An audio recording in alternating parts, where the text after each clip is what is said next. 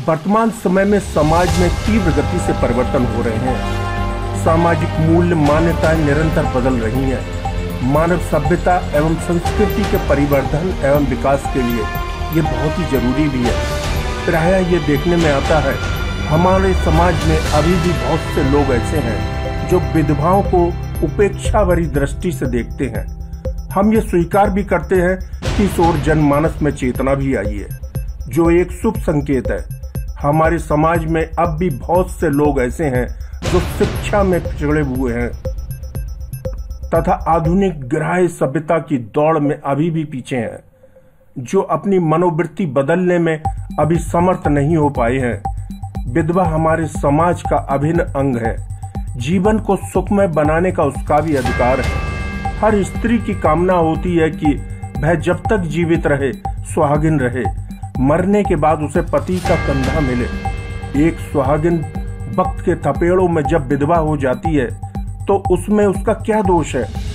वह भी तो किसी की बहन, किसी की बेटी होती है। सच्ची कहानी को लेकर उपस्थित हूँ। कहानी यूं शुरू होती है। विजय अपने परिवार का इकलौता बेटा था। पिता के देहांत के बाद उसने पिता के सारे व्यवसाय को गति दी थी। इस व्यवसाय में आने से व्यवसाय दिन दूनी रात चौगुनी गति से दौड़ रहा था। उसका प्रोडक्ट बहुत पसंद किया जा रहा था। पूरे हिंदुस्तान में उसके प्रोडक्ट ने धूम मचा दी थी। विजय की आयु भी धीरे धीरे बढ़ रही थी। माँ को उसके विवाह की हर समय चिंता रहती थी। विजय की मम्मी उसके लिए अच्छे रिश्ते तलाश रही थीं। वह चाहती थी कि रिश्तेदारी में ही या जान पहचान में ही विजय की शादी हो जाए। अखबार के रिश्तों में उन्हें बिल्कुल भी विश्वास नहीं था। वह आए दिन अखबारों के द्वारा कराए गए रिश्तों के परिणाम देखती तो उनका हृदय कांप जाता था। अखबारों द्वारा कराए गए रिश्ते 70% टूट रहे थे। बेटे के विवाह हेतु उन्होंने दूर तक संदेश भेज दिया था, जिसके परिणाम स्वरूप रिश्ते आने भी शुरू हो गए थे। विजय के लिए एक से बढ़कर एक रिश्ते आ रहे थे, किंतु वह उन रिश्तों से संतुष्ट नहीं थी। वह विजय के मृदु स्वभाव को देखकर किसी मध्यम वर्ग की बेटी चाहती थी, जबकि भगवान का दिया उनके पास सब कुछ था। घर में किसी चीज की कमी नहीं थी। बेटा भी पढ़ा लिखा एवं संस्कारी था। वह रुपए पैसों को आने जाने वाली माया समझती थी। वह हर वक्त भगवान की भक्ति में लीन रहती थी। भगवान पर उन्हें अटूट विश्वास था। बेटा विजय माँ की प्रीति मूर्त था। वह भी ईश्वरवादी था। अपने हर कर्मचारी को दोस्त एवं भाई मानता था। इतना बड़ा आदमी होने के बाद भी उनके हर सुख दुख में हर समय सहभागी रहता था। कर्मचारी ऐसे मालिक को पाकर धन हो गए थे, जो मालिक न होकर उनका मित्र था। इतना बड़ा आदमी होने के बाद भी उसमें लेश मात्र भी घमंड न था। वक्त धीरे धीरे अपनी पीढ़ी पर घूम रहा था। कंपनी में एक दिन विश्वकर्मा दिवस का पूजन था। सारे कर्मचारियों के परिवार भी इसमें आए हुए थे। संयोग से विजय की मम्मी भी कंपनी में आई हुई थी। तभी उनकी नज़र एक लड़की पर जाकर रुक गई थी। वह लड़की बहुत ज़्यादा सुंदर थी। उसे घर की बहू बनाने का ख्वाब उनके अंदर आ गया था। उन्होंने उसके पिता से मिलने की उसी समय इच्छा व्यक्त कर दी थी। कुछ देर बाद हाथ जोड़े हुए उसी लड़की का पिता विजय की माँ के सामने उपस्थित हो गया था। वह घबराया हुआ था। वह सोच रहा था उससे शायद कुछ गलती हो गई है। विजय की माँ ने उससे उसका नाम पूछा तो वह और घबरा गया था। उसे पूरा विश्वास हो गया था कि उसने वास्तव में ही गलती की है। तुम इतने घबराए हो क्यों? मालकिन, आपके आगे मेरी क्या दिशा है? अगर कुछ गलती हो गई हो तो माफ करना। उस लड़की के पिता की आंखों में आंसू भरे हुए थे, जिन्हें वह रुमाल से बार बार पोंछ रहा था। विजय की माँ उसके चेहरे को एक टक देखे जा रही थी। उनके पास शब्दों का आभास हो गया था। जिस मंजिल को ढूंढने वह निकली थी, वह उनके सामने ही थी। वह तपाक से बोली, मैं तुम्हारी बेटी को अपनी बहू बनाना चाहती हूँ। बताओ, रिश्ता मंजूर है? यह सुनकर वह आदमी विजय की माँ के पैरों में गिरकर बोला, मालकिन, कहाँ मैं और कहाँ आप? मालकिन, बिटिया दिया के अलावा मेरे पास कुछ भी नहीं है। झूठ बोलते हो दयाराम, हीरे को लिए घूम रहे हो, कहते हो बिटिया के अलावा कुछ नहीं है। दयाराम, जो दौलत आज हमारे पास है कल तुम पर भी तो हो सकती है। ये तो स्थिर रहने वाली चीज नहीं है। दयाराम आंखों में आंसू लिया निरंतर खड़ा था और भगवान को बार बार धन्यवाद दे रहा था। उसकी बेटी दिया एक बड़े घर की बहू बनने जा रही थी। भगवान एक पल में क्या कर दे हम सोच भी नहीं पाते हैं, भय हो जाता है। भगवान की लीला बड़ी विचित्र है। दयाराम अपनी बेटी के रिश्ते के लिए कई वर्षों से बहुत परेशान था, खून के आंसू पी रहा था। गरीबी के कारण उसके सारे प्रस्तावों को ठुकरा दिया जाता था। गरीब माँ बाप कितने परेशान रहते होंगे जिनकी बेटी की शादी प्रस्ताव सिर्फ इसलिए ठुकराया गया था क्योंकि उनके पास लड़के बालों को देने को पैसे नहीं थे। कितनी विडंबना है, हम ऐसे समाज में जीते हैं जहाँ कथनी करनी में कितना अंतर होता है। उसके उलट विजय की मम्मी वाले पात्र हैं जिन्हें केवल प्यारी सी बहू चाहिए, धन दौलत जिनके लिए मिट्टी होती है। वक्त परवान चढ़ रहा था। एक दिन मांगलिक बेला में विजय एवं दिया पारिग्रहण संस्कार में बंध गए थे। विजय की मम्मी दिया जैसी बहू पाकर धन्य हो गई थी। विजय दिया के साथ बहुत खुश था। उसे वह सब कुछ देना चाहता था जिसकी वह अधिकारी थी। दिया के पिता का उसने प्रमोशन करके प्रोडक्शन मैनेजर बना दिया था। एक बेटी के भाग ने पिता को भी बदल दिया था। कंपनी भारत में नित्य नित्य आयाम गढ़ रही थी। जनवरी में चीन में कोरोना वायरस ने कहर बरसा दिया था। लाखों लोग इस वायरस की चपेट में आने से मर गए थे। यह वायरस हवाई जहाज से भारत में पहुंच चुका था जिसने भारत की नींव हिला दी थी। हजारों लाखों लोग काल के क्रूर हाथों में आकर अपनी जान खो चुके थे।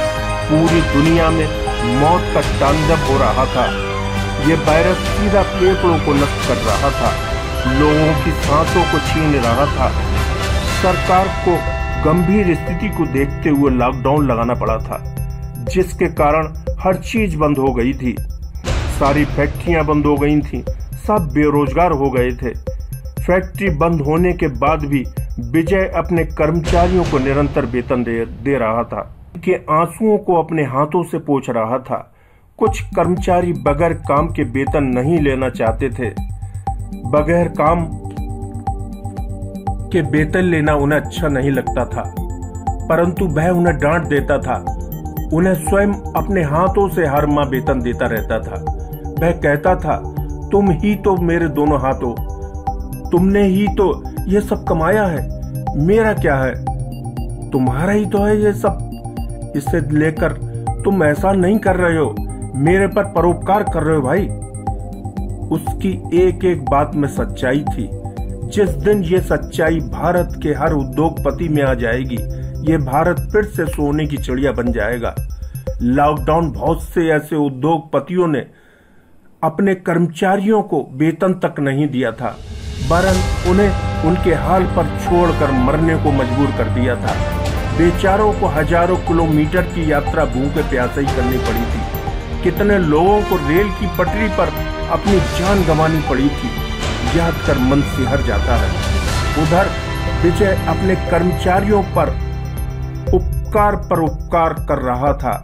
हालांकि इस उपकार को करने में उसे बहुत बड़ी कीमत भी चुकानी पड़ रही थी, जिसे वह ईश्वर की आज्ञा मानकर कर्म करता जा रहा था। लॉकडाउन बढ़ने के कारण धीरे धीरे उसकी जमा पूंजी भी खत्म होने लगी थी, जिससे वह अवसाद में आ गया था।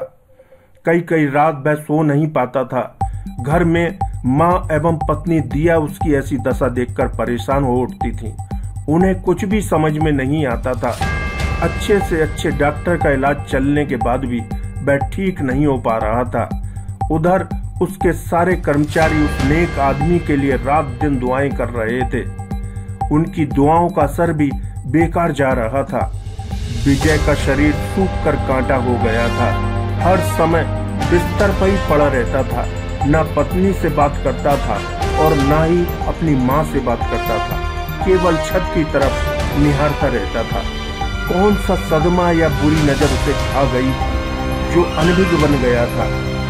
कौन सी बीमारी ने उसके शरीर में दस्तक दे दी थी जिससे डॉक्टर भी अनजान थे? एक दिन वह ऐसा सोया कि कभी वह उठा ही नहीं। अपने पीछे वह अच्छे कर्मचारियों का कड़ोकंदन, माँ की ममता, पत्नी का वैधव्य छोड़ गया।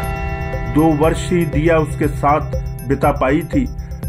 भरा पूरा परिवार छोड़ विजय बहुत दूर जा चुका था। जीवन में रोने के सिवा कुछ भी नहीं बचा था। उसकी पत्नी और माँ सदैव रोती रहती थी। होनी को शायद यही मंजूर था। अच्छे लोगों की जरूरत यह लोक ही नहीं परलोक में भी हमेशा सदा रही है। विजय की कंपनी विजय के बिना बेसहारा हो गई थी। विजय के ससुर दयाराम के कंधों पर बहुत बड़ी जिम्मेदारी आ गई थी। दिया अपने पापा से लिपट लिपट कर रोती रहती थी, जिससे एक पिता का कलेजा छलनी हो जाता था। दयाराम बेटी का दर्द देखकर एकांत में रो लेते थे। धीरे धीरे करके 1 वर्ष बीत गया था। विजय की माँ बहू को देखकर परेशान हो उठती थी। उसके जीवन के विषय में सोचती रहती थी। दिया अंधेरा करके कमरे में पड़ी रहती थी। विजय की माँ जब उसके कमरे में पहुंचती थी तो उनसे लिपट कर रोने लगती थी। उसके गम में विजय की माँ भी रोने लगती थी। उन्हें कुछ भी समझ नहीं आता था कि आगे की जिंदगी को कैसे बढ़ाया जाए। दिया का ये हाल देख एक दिन उन्होंने अपने समधी दयाराम से मिलने का विचार बनाया था। 2 दिन इंतजार के बाद वह अकेले ही उनके द्वार पर पहुंच गई थी। दयाराम को उन्होंने बताया, दिया की जिंदगी बहुत बड़ी पड़ी है, अकेले कैसे काटेगी। समधिन की बात उन्हें बहुत अच्छी लगी थी। वह समधिन का इशारा समझ चुके थे, जिसे सुनकर उनके नेत्रों में पानी भर आया था। सास होकर वह अपनी बेटी दिया के लिए सगी मां बन गई थी, जिसमें उनका स्वार्थ समाहित नहीं था। वह दिया के लिए, उसके जीवन के लिए मंगल कामना कर रही थी। संशय यह था कि उनके इस यत्न को धरातल पर लाने के लिए दिया तैयार होगी या नहीं। एक घुमावदार मोड़ था। दयाराम ने एवं विजय की मां ने दिया को उसके भावी जीवन के बारे में बहुत समझाने की कोशिश की थी, किंतु दिया विजय को भूलने को तैयार नहीं थी। विजय के साथ बिताए पल उसे रुलाते रहते थे। वह सपने में भी दूसरे आदमी के विषय में सोचने को तैयार नहीं थी। वह अपना जीवन अकेले काटना चाहती थी, जो सरल नहीं था। बेटे एवं बहू के गम में विजय की मां बीमार रहने लगी थी। एक दिन उन्होंने दिया को फिर समझाया और अपनी बढ़ती उम्र बीमारी का हवाला दिया, किंतु दिया दूसरे विभाग के पक्ष में नहीं थी। विजय की यादों ने उसे संजीवनी दे दी थी, जिसे पाकर वह जहान में जिए चली जा रही थी। कहते हैं ना, भगवान जब दुख देते हैं तो सुख का इंतजाम पहले ही कर देते हैं। विजय की मम्मी की बहन का एक बेटा था जो कुंवारा था। नाम था अजय। वह अपनी मौसी के पास अक्सर आता रहता था। वह दुबई में इंजीनियर था। एक दिन अचानक दिया की तबीयत रात में खराब हो गई थी।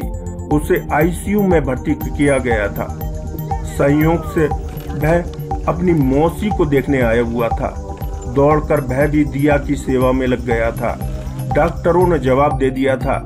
दिया के पल्स निरंतर गिरते चले जा रहे थे। अजय दिया को बचाने के लिए बेहतरीन से बेहतरीन डॉक्टरों के पैनल से इलाज करवा रहा था।